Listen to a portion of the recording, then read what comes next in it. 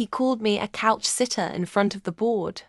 So I handed him a $100,000 lawsuit. At the quarterly board meeting, my boss looked me dead in the eye and said, "I don't pay you to be a couch sitter." The room erupted in laughter. Everyone looked at me like I should shrink, apologize, or disappear. But I didn't flinch.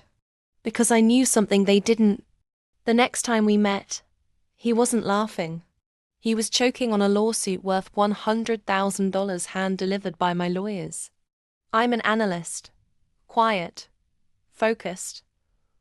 The kind who listens more than she speaks. I don't kiss up. I don't do fake office politics. And I sure as hell don't stay late to play ping pong and pretend it's team building. Apparently, that makes me a couch sitter. The board meeting was meant to review Q2 growth.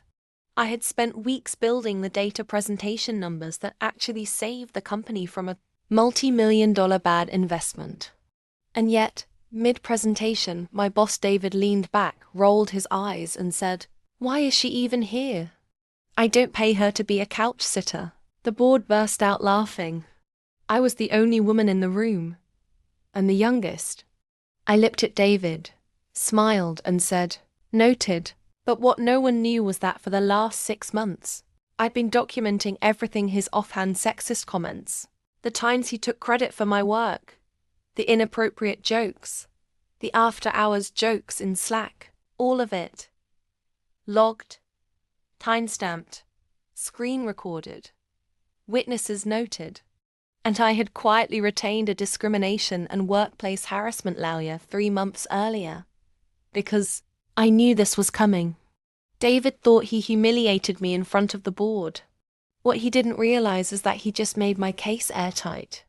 Exactly 1 week later, a manila envelope was delivered to his office. Inside, a $100,000 lawsuit for workplace harassment, defamation, and hostile work environment, backed by over 200 pages of evidence. The company's legal team scrambled. HR panicked. The board? Suddenly very quiet. But here's the kicker. I never wanted the money.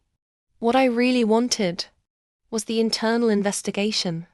You see, once that lawsuit was filed, HR was forced to dig deeper. And guess what they found?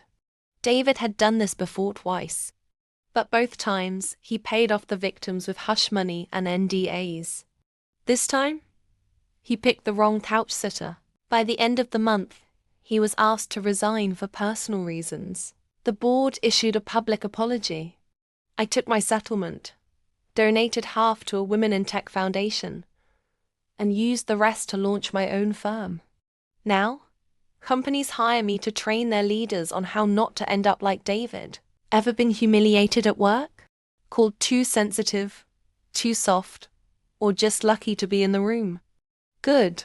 Use it. Subscribe for more real-life corporate takedowns, savage comebacks, and power plays that rewrite the rules. Stay silent until it's time to strike. Then make it count.